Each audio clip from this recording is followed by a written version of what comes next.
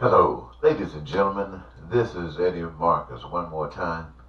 Here I am again, constantly out here doing the job that I've been given to do, and that's to stay before you as often as I've been given something to bring to you as the creative power of life itself, who at your beginning, the creation of humankind, giving the opportunity to stray by having choice.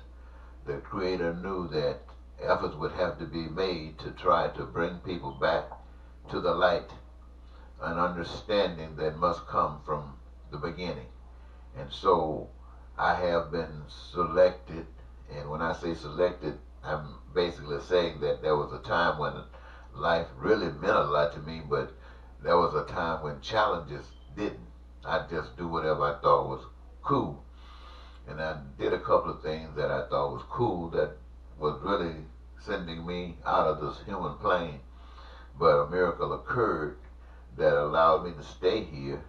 And by me recognizing that miracle and the source of it, I had to wake up and recognize that humankind, as I see it today, is just a creature and not a master. And so, by recognizing that, I have an obligation to come before you and say to you those things that you do not know. And you do not know them because they have not been designed for you to know. Basic thing is that we have on this plane been in captivity because of the choices that we made. It is our own punishment, and it will be our own awakening that will free us from this. We will be our own deliverer. That means basically when you accept the truth, and I am just the one that's come here to share with you some things that have been important to me as far as the last time I spoke to you. How, incidentally, this is the third Sunday in the year 2020. This is the month of January, and this is the third Sunday. I had thought about that because I had hoped that perhaps I would be through bringing these presentations to you, because it seems that most of the things that I say today are nothing but repeats of things that I have been saying for years. And something just keeps reminding me that it is not that, however many times I need to say it, then it is required that it is said, and that it is because of not giving up, not throwing in the towel. That's when we can be assured that victory is coming somewhere down the line.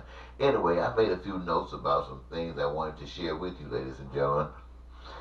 And I wanted you to know that when I speak to you because I feel one with everybody. And I want you all to know, ladies and gentlemen, that some people have said, well, that I'm a preacher. Now, I used to be in the pulpit preaching. And I used to have people coming to me asking me to pray to God for them, for this and for that. And it's the same thing everywhere. Everywhere, ladies and gentlemen, I promise you, it's the same thing. Pray for me for this and this. And so you do. And it's like laying hands on the sick and they will recover. How many times have you seen preachers lay hands on people who said they were sick? How many times have you seen people recover? Probably none. But you probably had some people try to tell you that they was healed. You see, so when you take your prayer and you send it up to the glory of God, and you're expecting certain things to happen, certain things occasionally happen, you say it's God, but people who are not praying at all, they're getting the same kind of results. So what's making one any different than the other? Is it just a claim? One is claiming something, the other just ignoring it. So what is the truth? The truth actually is, ladies and gentlemen, is that you don't know the truth. You only have been given a certain amount of information. Information that allows you to keep on making the moves that you make. But information that will take you away from what is designed, that's not going to happen. And I'm basically saying this, ladies and gentlemen, even when it comes down to the Bible, I hope I'm not jumping ahead of myself, but even when it comes down to the Bible, don't think for 1 minute. Let me listen to you again, ladies and gentlemen. You listen to me real good. I'm your brother. And you listen to me real good. Everything that's called designed to make America, America is designed to keep America, America. They even put a little clause in there saying the thing ain't working, fix it. But nobody gonna ever try to do that. They just do these little half-stepping things because they really don't want to fix it. This thing is designed to benefit. First of all, you want to know that all of this stuff started from corruption. Every system of government started from corruption. It started from corruption. And don't you think that after it got set up that corruption weaved itself out of that? No, corruption maintains it. Now whatever they try to do to hide it, some of them do it good, some of them don't. Some of them is just wide open. People can see it. You know, like you can see some things happening in the United States today that you hadn't seen before, but it's happening. So things come to the light. And when they come to the light, they're there for a purpose. You either grow from them or you get buried by them. So what I'm basically saying to you, ladies and gentlemen, is when you talk about that good book, don't you think for 1 minute that the United States system or any system of government anywhere on the face of the earth, don't you think that that system is set up, designed to do exactly what it's doing? And not trying to do anything to be better. Seriously, they're not trying to do anything to be better. Every last one of them seem to be getting worse. You hear the story. Every day we going deeper. And amongst them all, they are going to permit a book to spread amongst you, to have teachers amongst you teaching from this particular book that tells you the roadmap to freedom? Do you think for 1 minute that's like having communism sitting in the middle of your government? You're not going to have people sitting up there teaching communism in the middle of democracy. No, you're not just going to have that.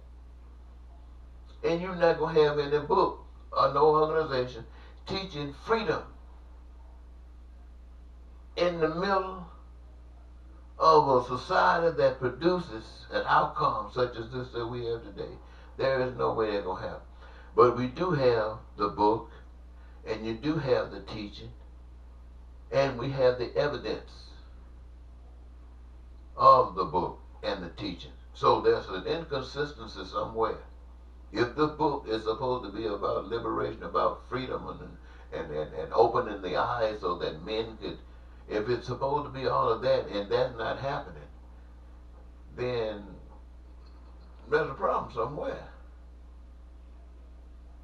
Is it the book? Is it the teaching? Is it both? Why isn't it doing that? Well, we don't have to waste too much time on trying to figure out why it's not doing that. We don't have time to figure on that kind of stuff.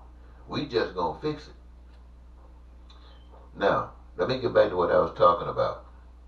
I'll say that I'm one with everybody. I'm one with the gay community. I want you to know I've hung out with gay people all my life. Some of the best friends I ever had, especially in college. You go down the dormitory hall one morning and you can smell fried chicken and gravy and stuff. And many of you know what I'm talking about. You say, oh, I know where I'm going. No. Hey, partner, what's up? I think good friends to talk to.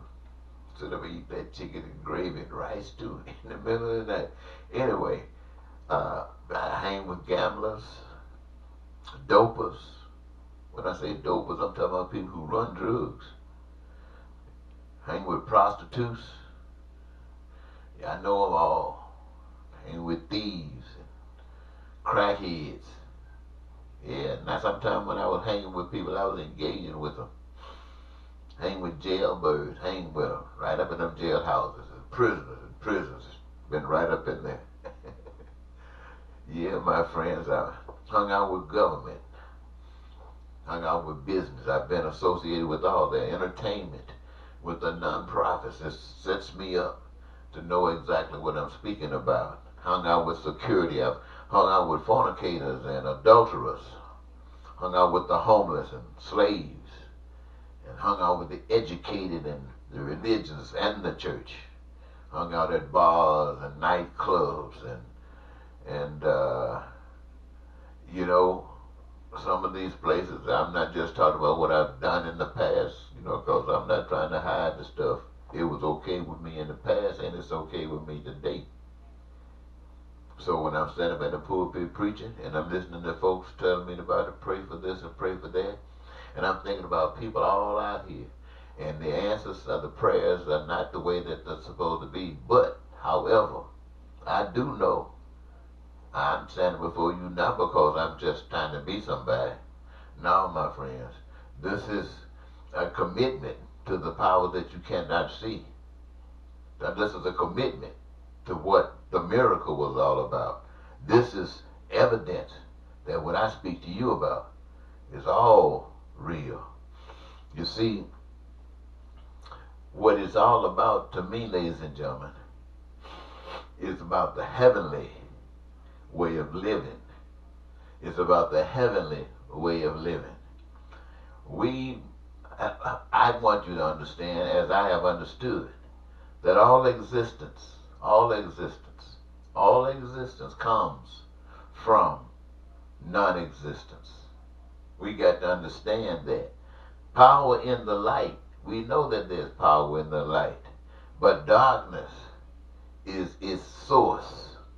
The real power is not in what we see, but rather in what we do not see. And what do we call that? We call that the invisible God.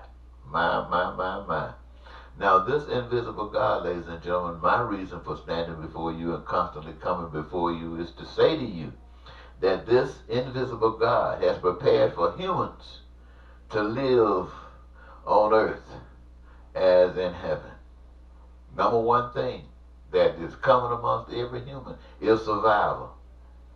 Survival, the number one thing. There's nothing more important than survival. Will I be here the next moment? We might say we really don't have any control over it, but to the degree that we think we got some control over it, we own it. Will I be here till I'm 21 or 23 or 90? Goodness gracious. We all thinking about survival then, but since that's all on our mind, that invisible power did some great things. That's what I'm talking about, heavenly living. But all the resources that would be necessary to have those survival needs met, tangibles and intangibles, and each playing a role. Those resources that stashed away on the earth, in the earth, above the earth, seen or unseen, are those wonderful gifts that have been given to each one of us. Each one of us has been designed just as our fingerprints are, uniquely.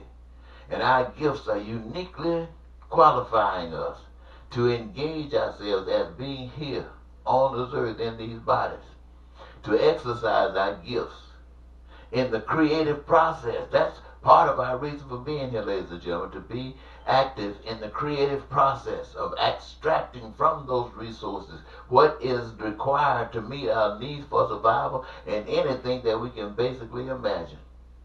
And the number one thing that comes from that is recognizing our gifts, recognizing who we are, what we're connected to, and having the opportunity to be that. And that gives us our greatest joy. It's called the joy of life. I'm telling you, can you imagine? Just imagine what it's all about, ladies and gentlemen. Engaging in the process of creating all of the food, all of the clothing, all of the shelter, all of the education, all of the health care, and all things imaginable. And out of that we have peace, we have, we don't have it today, but from this we have prosperity, we have freedom, we have the joy of life, and we have the fulfillment of our dreams as a benefit of being a human in these bodies, exercising the gift of the Spirit living within us to become a part of the creative process. Now, when we start thinking about those things I just mentioned to you, that I say that required for survival. That thing we talk about, other things that's imaginable, that stuff that we don't even understand of today. It's like back in cowboy days talking about a computer. It just wasn't going to be heard of. So the things that God is going to use human beings for, it might seem like it's something today, but I'm telling you, there are things that's unimaginable that God is going to use human beings for. But it's only when we recognize this, that it is God, the invisible power that is allowed to live in us. That is the way that we will have peace and prosperity and joy and the heavenly kind of living on earth. See, when we do things this way, we cancel out. We cancel out. Let me see. We cancel out somebody saying the human superiority. See, when we believing in God, we know there is no human superiority. There ain't no human being nowhere on the face of earth that's superior to any other human being. There's no human being that's better than another. There's no human being that's smarter than another. There's no human being that's more deserving than another. So we cancel out all that. We cancel out money. We don't need money. Do you see where any money was mentioned in what I just got through describing? No, my friend. It was nothing but a desire by the Spirit that lives within the people to live like heaven. And it was happening just that simple. Yeah, you have the system set up to oversee stuff, to make sure that whatever needs to be adjusted at any given point in time is taken care of. Just like you're trying to maintain hell on earth, we're going to try to maintain heaven wherever we are. There's no more need to lie, to cheat, to steal. No more need to hate. No more need for racism and bigotry. No more need for terror and murder, war and poverty, crime and violence. No more need to sin. My friends, now look, this is what you learn from this. You learn that the Spirit is the creator, that the human is the creature, and that the creature is made for the purposes of the Spirit, but given a choice of serving the Spirit or to serve oneself, which we refer to as the flesh, rather than the Spirit, the creator. But out of the analogies that I've just put before you, you can see clearly that serving the Spirit, the Creator, serving God in human form, produces heaven on earth. To serve the flesh, to serve self, creates hell on earth. It creates a situation where it says that sharing a truth we all know so well. What I have talked to you about today, it's been deep in your spirit. It didn't come to you by just the flesh, because these kinds of things that I've shared with you have not been taught to you. Not in school books, not in the churches, not anywhere. These things have not been taught. But deep down inside your spirit, you've always felt that something has been missing. You always felt that there should be something else that's given, and what it is, you don't know. You can't understand why those that have said that they're smarter than you, that they're superior to you, you can't understand why they haven't come up with a solution. But there's something deep inside. And what I have just shared with you has confirmed what you have always known, that there is a solution. And the solution, my friends, is the truth. The truth. The truth is, you have not been taught about godliness. You have not been taught about heavenliness. You haven't been taught about the power of the darkness. You have not been taught about the power of the invisible God. You have not been taught about the uniqueness of the human spirit, the uniqueness of the human flesh, and its purpose and its why it's designed. You ever been taught what living as one that's one with the creative purpose is like? You haven't been taught that. I know you haven't been taught it. I'm older than you. And I haven't been taught it, not by that, not by anything that you are exposed to. And the things that you are exposed to, I've been exposed to them as well. But the point that I want to make to you, and I hope you got it, is that I have also been exposed to stuff that you have not been exposed to. And it is the stuff that will create heaven on earth. It will give you what no politician can give you. It is a spirit that lives in you. You are the guarantor. You are the guarantor to yourself, to all that is amongst you. You are the guarantor to the heavenliness that you're going to do your best. You're not trying to be better than anybody. You just want to be the best that you can be in what you have been given, because the better you are, the more joy that comes to your life. Why? Because the joy that you give is the spirit in you giving joy to others. You can't beat that. Now, ladies and gentlemen, I'm tired of you trying to keep on keeping America like it is. And for 40, at least 30-some years, I've been trying to inspire you, to encourage you to turn away from our selfish ways, because it's all about selfishness. That's why we had slavery. That's why we had minimum wages, and it's all about that kind of stuff, to try to get you to turn away from that, to turn away to something that has been designed. Even if you can't perceive of God, if you can only accept it as an idea, it is an idea whose time has come. And I guarantee you the manifestation of such an idea is so magnificent. Peace on earth and goodwill to all men.